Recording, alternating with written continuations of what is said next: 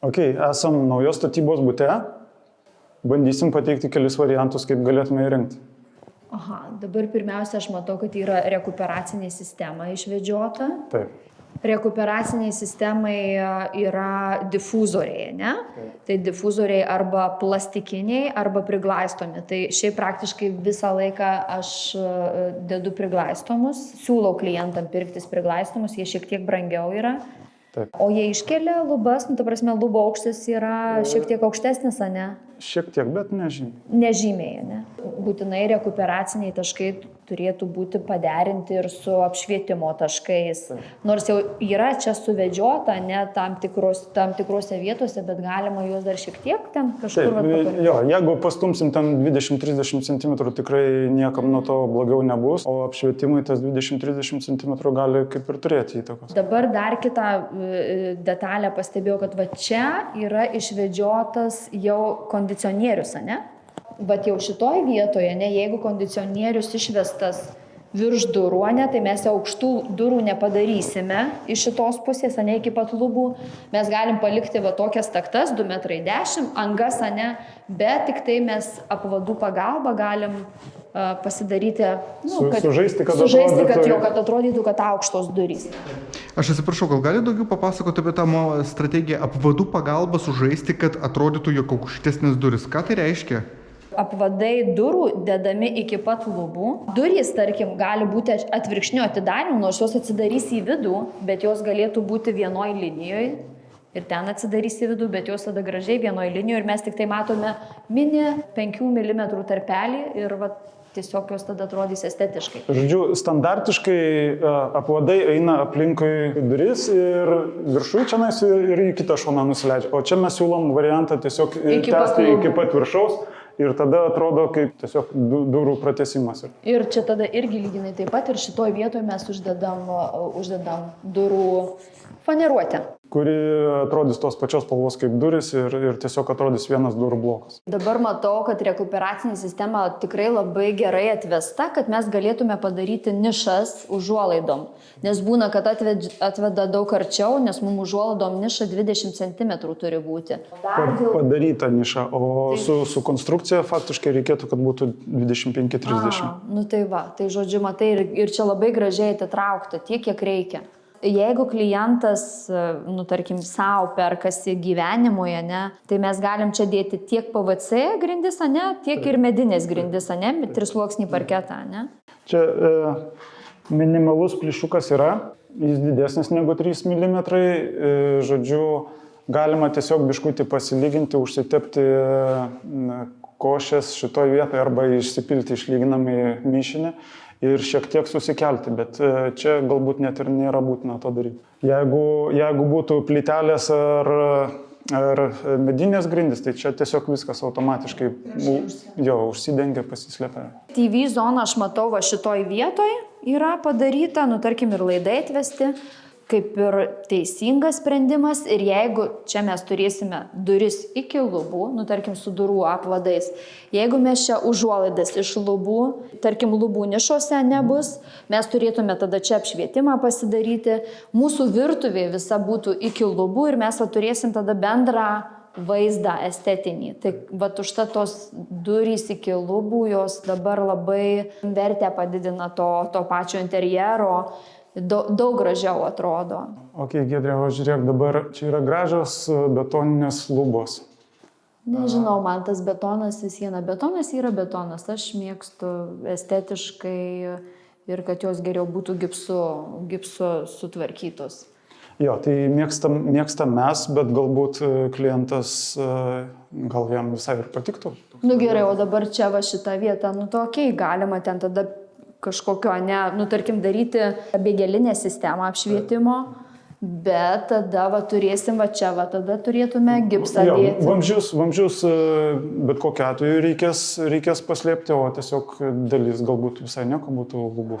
Šiaip iš esmės man pačiai patinka labiau ne betone gyventi, o estetinėje aplinkoje. Man visai nieko, žinau. Tai tau, pavyzdžiui, viskas ok, tu praktiškai net nereikia nieko čia daryti tiesiog, bet palauk, betoną vis viena reikia kažkokiu gruntu užtepti, kad jisai nebyrėtų, Kaip tu paruoši, pavyzdžiui, betoną? Vat betoninės lubos, aš noriu betoninių lubų. Aš tai nieko nedaryčiau, galbūt reikėtų nulakuoti, bet kad kuo mažiau keistųsi vaizdas toks, ta prasme, nuo tokio, koks dabar yra. Kuris neleidžia betonui byrėti, ne? Taip, kad jisai užfiksuotų, jo, ne? kad nedulkėtų ant stalų ir taip toliau, nes betonas vis tiek dulka. Nu taip, ir ant stalų, ir ant sofos, ir ant mano galvos. Šiaip mes tada renkamės arba PVC dangą, arba medinės grindis. Nu, tarkim, dar ir laminatas gali būti. TV zoną mes turime virtuvę, dabar stalas, ne stalo padėtis ar sala, tai čia jau turėtume darytis projektą, kaip geriau išspręsti. Bet čia, tarkim, tokia standartinė situacija, kur tiesiog lengva net ir be projekto jau susižiūrėti, kad šitoj vietoje yra virtuvė. O čia net ir padaryta, va, tarkim, šaldytuvui yra laidas. Tarkim, rozečių gal per mažai yra, tarkim, čia padaryta, kad jinai L formos ta virtuvė. Netgi čia aš matau, va, kaitlentėj laidas yra. Ok, Giedre, o kaip tu galvoji, ne per tamsus prieškambarys?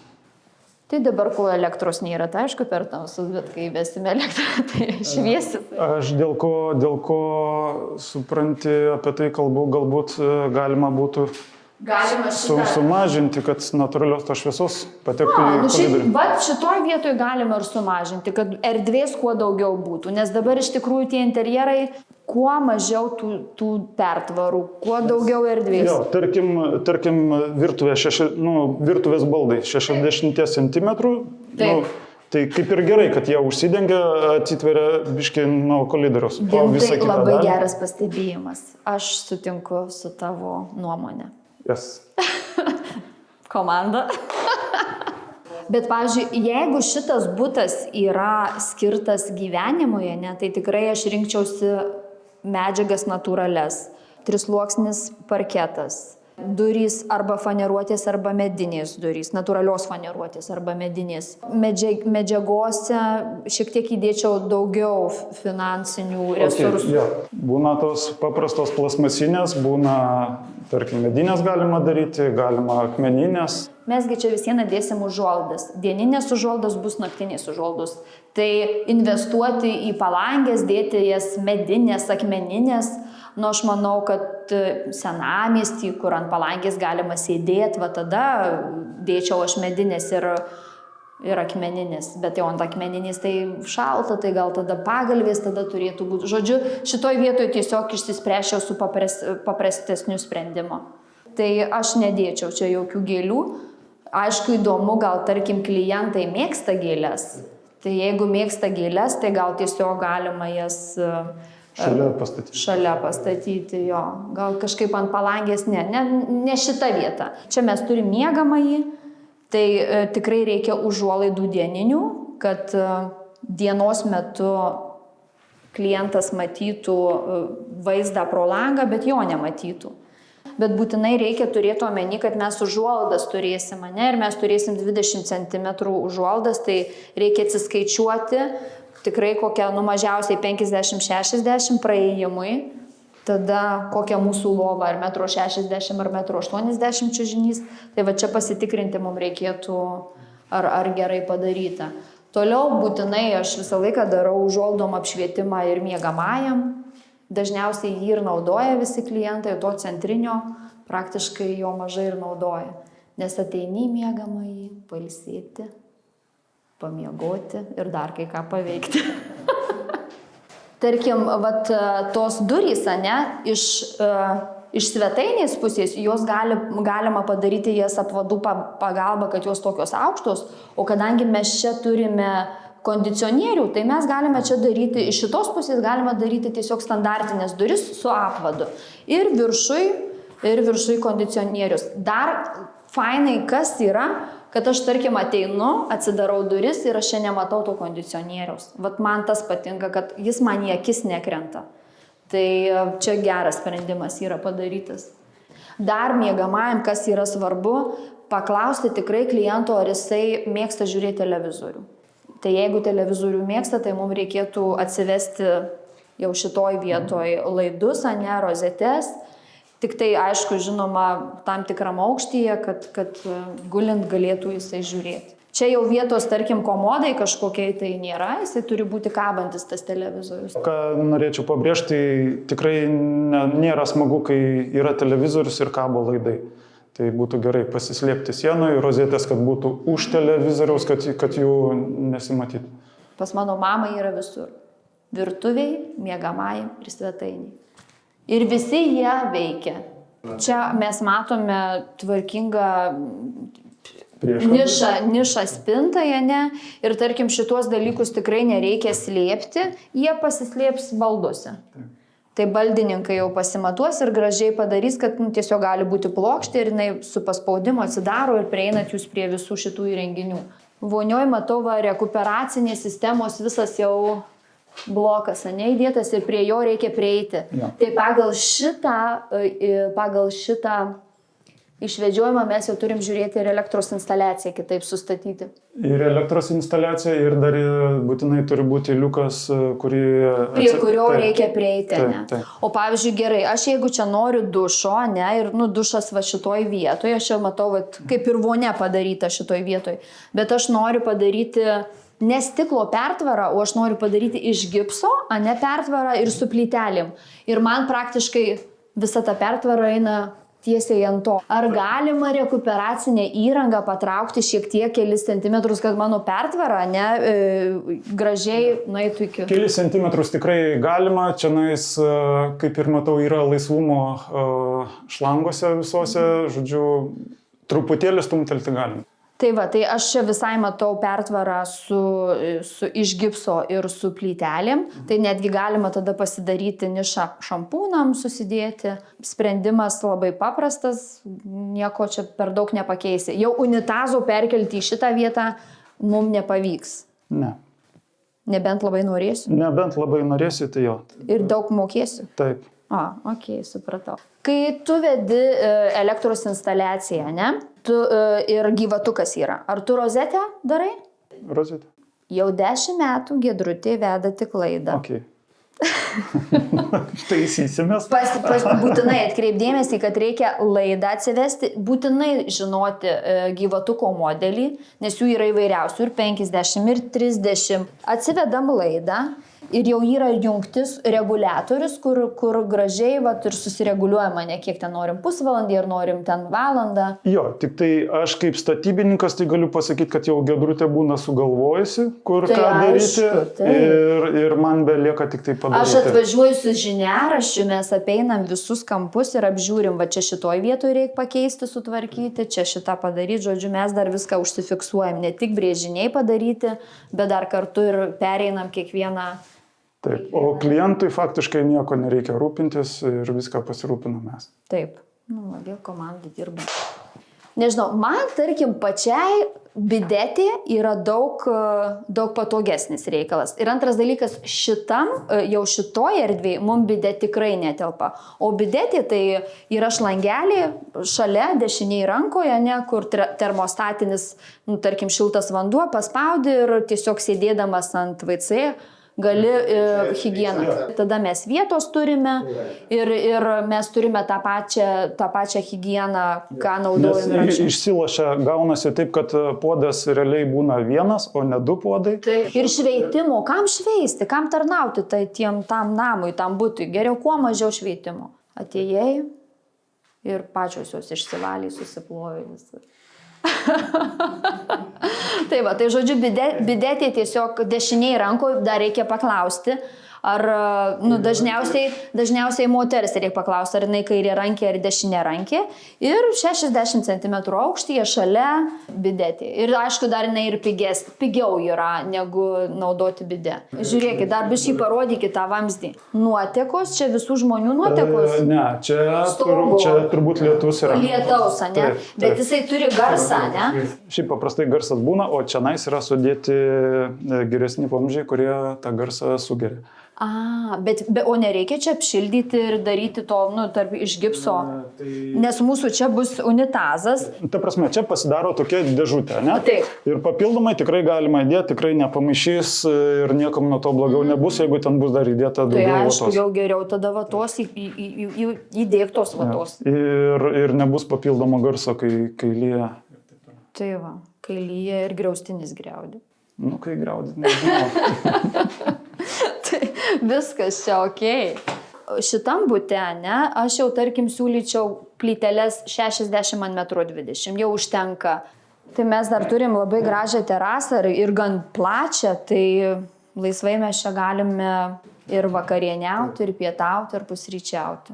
Būtinai staliukas kavos, būtinai patogi kėdė. Dar žinai, ką man dar ko reikėtų. Šiaip, jeigu jau čia taip, tik tai toks mini apšvietimas, aš tikrai dar dėčiau kokį įdomų toršerą, kuris pajaukintų erdvę. Dar va čia labai gera oranžerija, gėlės, ne, va, fainai, čia jau čia atsirast gali gėlės. Kalėdų eglutė, tai mes kalėdų eglutė turim laidą, ne, nes reikia mums kalėdų eglutę pastatyti šitoj vietoje, ne, ir mes galim savo, jinai gali mus džiuginti visus 4 mėnesius. Praktiškai jau galim dabar jau ruošti kalėdinę eglutę. O ką jūs darytumėt su lubom? Ar paliktumėt jas? Va šitas palikčiau, man visai patinka, jos labai estetiškai atrodo. Aišku, o kaip dabar va čia šitą vietą, aš tai norėčiau, kad jinai būtų sutvarkyta. Tai tu apipjaustytum ją kažkaip? Ja. Ką su šitu vamzdžiu? O, šitą tai reikėtų kažkaip Išpjauti. Tai šitą vamzdį išpjaukim, ne? Ar galim išpjauti? Galim. Ne. Galim. Gintai, tu Jeigu negalvojame apie pasiekmes, galim. Ne. O tarkim, Gintai, mes dabar turime čia butą, ne? Nu, jisai tikrai neestetiškai atrodo. Ne iš šitos parapijos. Tai. Ar galima jį kažkaip sutvarkyti gražiai ir po to va šitą apdailą, nu, kad pratesti, ar vis tik tai, bet tarkim jau tada siūlė turėtų būti, ne, jo, tarpinėje, ne, kad kažkaip vat ir nekristų į akis. Tiek čia viršui siūlė bus, tiek čia kampe ir tiek šitam kampe. Čia, kai yra struktūra, pirma mintis peršasi tokia, ir dar esam bute, pirma mintis peršasi tokia, kad su gipskartoniu padarom ir uždedam struktūrą. Bet gipskartonis turėtų būti atsparus drėgmei, ne? Jo, jisai žalias būna arba mėlynas, kaip yra mūsų sienos padarytos. Mėlynas jisai yra lygiai toks pat kaip žalias, tik tai atsparesnis, žodžiu, stipresnis jisai yra. O čia dar viena iš minčių, tai būtų galima iš tų pačių terasinių lentų, jeigu jų yra kažkur tai suformuoti tokią dėžę ir nesiskirtų. Bet žinai ką, bet jau tada aš nedaryčiau vienoj lygioj linijoje, aš čiut gal atstumą kokį 2 cm ir jau taip suformuoju. Okay.